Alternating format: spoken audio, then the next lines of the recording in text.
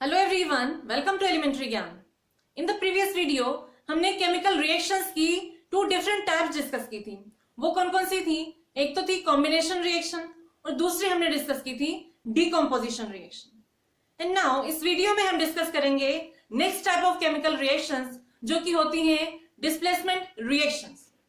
तो displacement reactions क्या होती हैं? Displacement as the name implies, इसका मीनिंग होता है कि किसी की जगह ले लेना या किसी को रिप्लेस कर देना, और वी कैन से उसको किक आउट कर देना। तो ऐसी केमिकल रिएक्शंस जिनमें किसी कंपाउंड में से एक एलिमेंट को दूसरा एलिमेंट आके रिप्लेस कर दे या उसकी जगह ले ले, तो ऐसी केमिकल रिएक्शंस को क्या कहा जाएगा? Displacement reactions. मतलब डिस्प्लेसमेंट रिएक्शंस क्या हो गई? Displacement reactions are those reactions in which one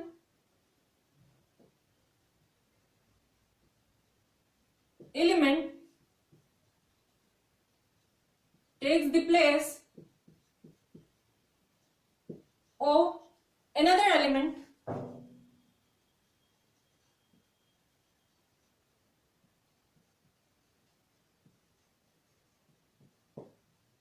in a compound.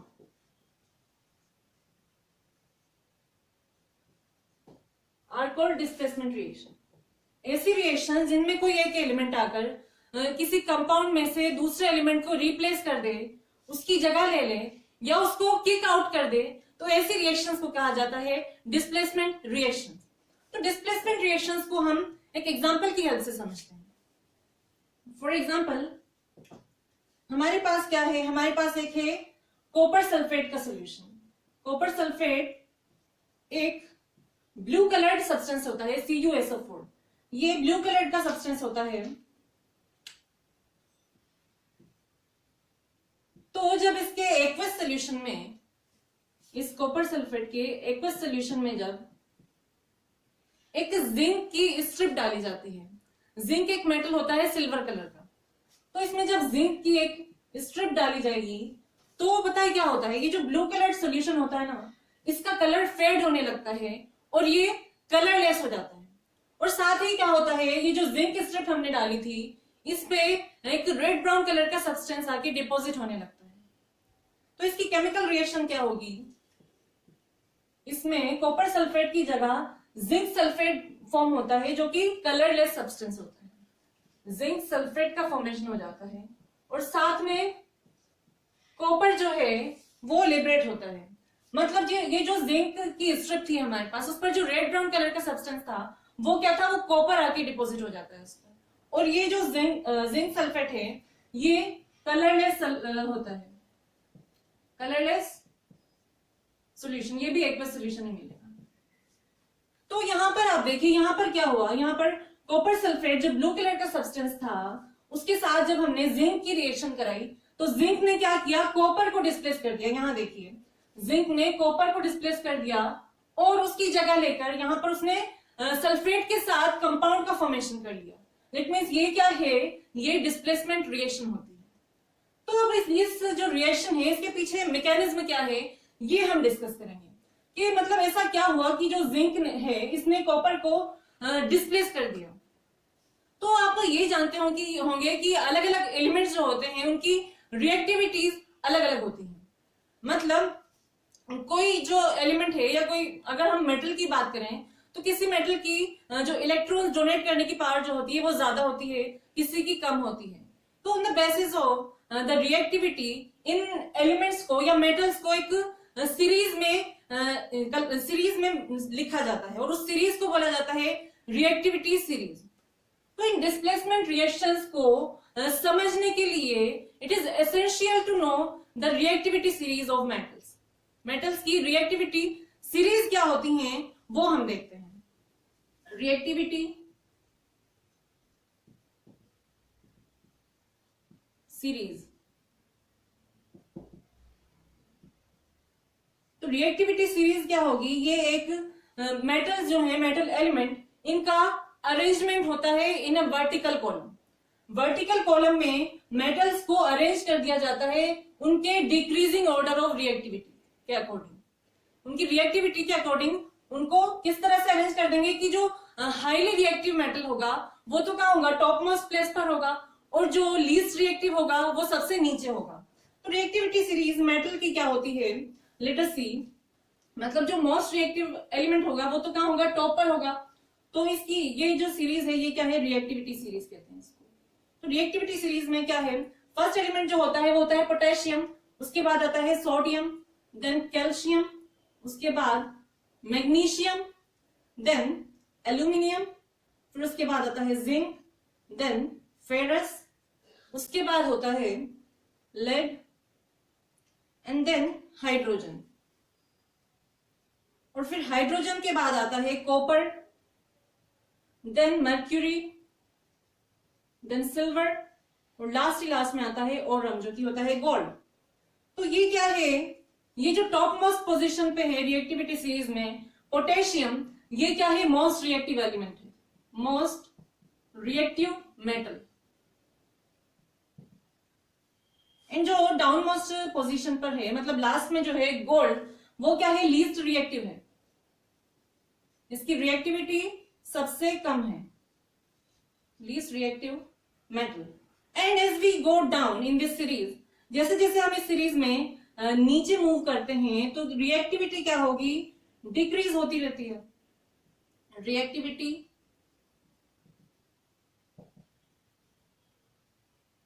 Decreases. ठीक है, अब यहां पर देखिए ये हाइड्रोजन है, तो हाइड्रोजन से ऊपर वाले जो मेटल्स होंगे वो क्या होंगे, हाइड्रोजन से ज्यादा रिएक्टिव होंगे ऑब्वियसली, क्योंकि जैसे जैसे हम इस सीरीज में नीचे की तरफ मूव कर रहे हैं वैसे वैसे इनकी रिएक्टिविटी क्या हो रही है, कम होती जा रही है। और जो हाइड्रोजन से नीचे प्लेस्ड हैं मेटल्स, वो क्या है, हाइड्रोजन से कम रिएक्टिव है। तो अगर किसी सोल्यूशन में, या हम कहें एक्वस सोल्यूशन की अगर हम बात कर रहे हैं, तो ये मेटल्स अगर उसके साथ रिएक्ट कर रहे हैं एक्वस सोल्यूशन में, तो ये क्या करेंगे, ये एक्वस सोल्यूशन में से, या जो मिनरल एसिड होते हैं जिनमें हाइड्रोजन प्रेजेंट होती है, उनमें से हाइड्रोजन को रिप्लेस कर सकते हैं, उनको डिस्प्लेस करके ये खुद रिएक्ट कर लेंगे, क्योंकि ये हाइड्रोजन से ज्यादा रिएक्टिव है।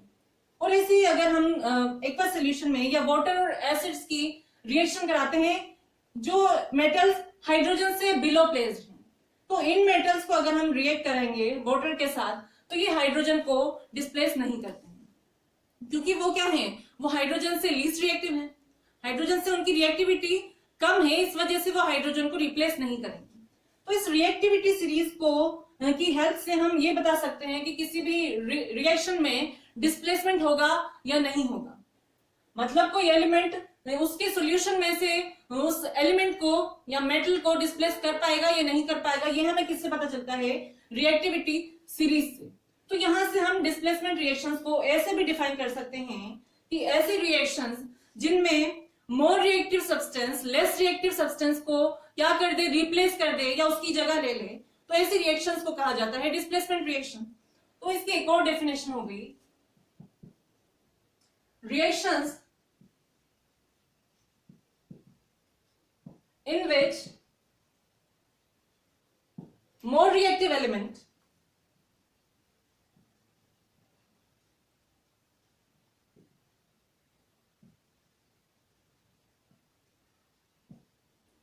replace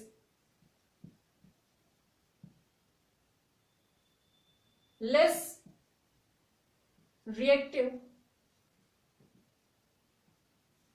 element। ठीक है, more reactive element less reactive element को रिप्लेस करके कंपाउंड का फॉर्मेशन करता है, तो ऐसे रिएक्शंस को क्या कहा जाता है, डिस्प्लेसमेंट रिएक्शन। अब इसके हम और एग्जांपल देखते हैं जिससे आपको और ज्यादा क्लियर होगा कि डिस्प्लेसमेंट रिएक्शंस क्या होती हैं।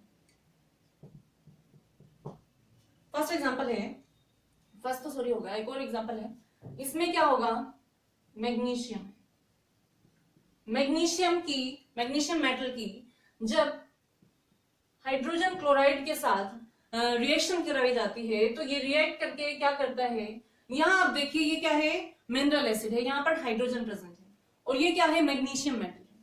तो मैग्नीशियम मेटल की रिएक्टिविटी देखिए, ये हाइड्रोजन से बहुत ही ज्यादा हाईली रिएक्टिव है, यहाँ देखिए इनमें कितना गैप है।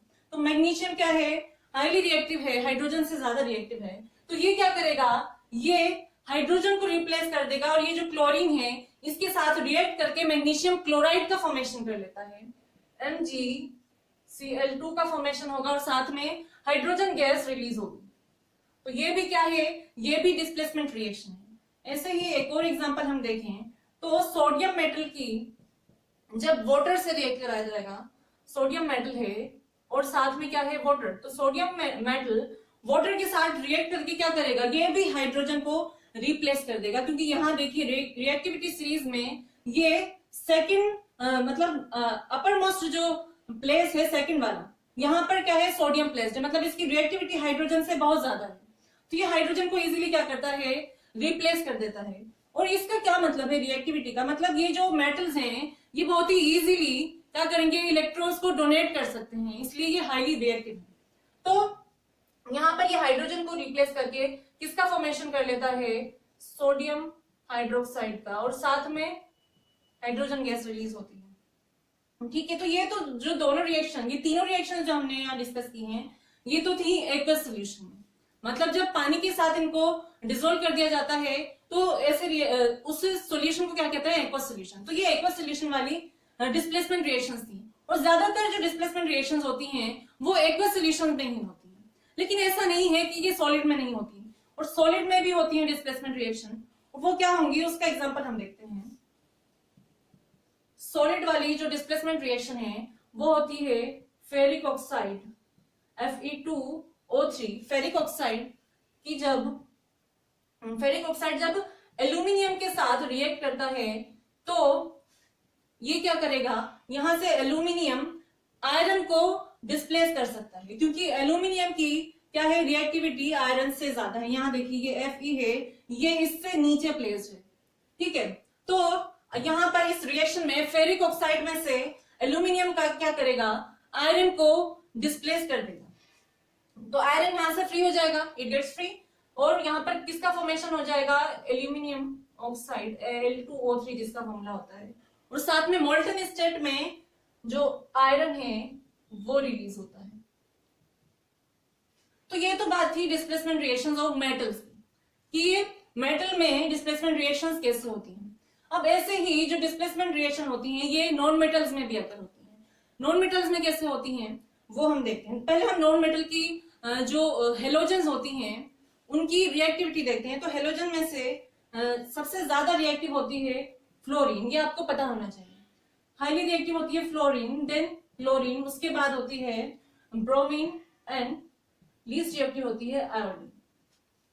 तो अब इसका एक एग्जांपल हम देखते हैं कि जब क्लोरीन गैस पोटेशियम आयोडाइड में पास की जाती है, क्लोरीन गैस होती है Cl2 और पोटेशियम आयोडाइड क्या होता है Ki। तो जब इन दोनों को रिएक्ट कराया जाएगा, मतलब पोटेशियम आयोडाइड के सॉल्यूशन में से जब क्लोरीन गैस पास कर दी जाएगी, तो यहां पर क्या होगा, यहां पर आप देखिए ये पोटेशियम आयोडाइड है, तो इस कंपाउंड में कौन सा नॉन मेटल प्रेजेंट है, आयोडीन, और ये क्या है, ये है क्लोरीन, ये भी नॉन मेटल है। तो ये क्लोरीन क्या करेगा, यहां से इस सॉल्यूशन में से आयोडीन को रिप्लेस कर देगा, क्योंकि इसकी रिएक्टिविटी आयोडीन से ज्यादा है। तो यहां पर किसका फॉर्मेशन होगा, यहां पर पोटेशियम क्लोराइड का फॉर्मेशन होगा और साथ में आयोडीन फ्री हो जाएगी। ठीक है, तो ये थी नॉन मेटल की डिस्प्लेसमेंट रिएक्शंस। तो हमने क्या देखा कि कोई भी ऐसी रिएक्शन जिनमें कोई एक कंपाउंड है वो दो या दो से ज्यादा एलिमेंट से मिलकर बना हुआ है, तो उस कंपाउंड में से किसी एलिमेंट को दूसरा एलिमेंट आकर रिप्लेस कर दे या उसकी जगह ले ले, और उस जो एलिमेंट था जिसको उसने रिप्लेस किया और जिन एलिमेंट्स के साथ उसने कंपाउंड बनाया हुआ था वो नया एलिमेंट आके कंपाउंड का फॉर्मेशन कर लेता है, तो ऐसे रिएक्शंस को क्या कहा जाता है, डिस्प्लेसमेंट रिएक्शन। और इनको सिंगल डिस्प्लेसमेंट रिएक्शंस भी कहा जाता है, क्योंकि यहाँ पर सिर्फ एक ही एलिमेंट जो है वो रिप्लेस हो रहा है। ठीक है, और इनको क्या कहा जाता है, इनको रिप्लेसमेंट रिएक्शंस भी कहा जाता है। तो ये जो डिस्प्लेसमेंट रिएक्शंस और रिप्लेसमेंट रिएक्शंस थी हमने जो डिस्कस की हैं, इनका जनरल रिप्रेजेंटेशन कैसा हो जाएगा, चाहे वो मेटल हो या फिर नॉन मेटल हो, इनको जनरली ऐसे रिप्रेजेंट किया जाता है कि कोई कंपाउंड है AB, ठीक है, ये दो एलिमेंट से मिलकर बना है A और B से, और इसके अगर हम किसी तीसरे एलिमेंट के साथ रिएक्ट करा दें, इसकी रिएक्शन सी के साथ करा दें तो क्या होगा, ये जो सी एलिमेंट है ये इस ए बी कंपाउंड में से ए को रिप्लेस करके बी के साथ कंपाउंड का फॉर्मेशन कर लेगा। तो नया कंपाउंड हमारे पास बन गया बी सी, क्योंकि सी क्या है, ये हाईली रिएक्टिव है, ए से ज्यादा इसकी रिएक्टिविटी है, इसलिए ये क्या करेगा, ए को रिप्लेस कर देगा, तो यहां पर ए फ्री हो जाएगा। तो ये डिस्प्लेसमेंट रिएक्शन का क्या है, जनरल रिप्रेजेंटेशन होगा। यहां पर ए बी एंड सी ये क्या होंगे, ये एलिमेंट्स एंड कंपाउंड्स हैं। तो आई होप आपको डिस्प्लेसमेंट रिएक्शन क्लियर हो गई होंगी। कोई भी रिएक्शन जिनमें कोई भी मोर रिएक्टिव एलिमेंट किसी लेस रिएक्टिव एलिमेंट को आके रिप्लेस कर रहा है या डिस्प्लेस कर रहा है और वी कैन से उसको किक आउट कर रहा है, तो ऐसी रिएक्शंस को कहा जाता है डिस्प्लेसमेंट रिएक्शन। तो ये थी सिंगल डिस्प्लेसमेंट रिएक्शन। अब डबल डिस्प्लेसमेंट रिएक्शंस क्या होती हैं, जो कि नेक्स्ट टाइप है केमिकल रिएक्शंस का, वो क्या होती हैं वो हम नेक्स्ट वीडियो में डिस्कस करेंगे। अगर आपको इस रिलेटेड कोई भी क्वेरी है तो आप कमेंट सेक्शन में कमेंट करके पूछ सकते हैं। Now I'll see you in the next video. Till then, keep learning and thank you.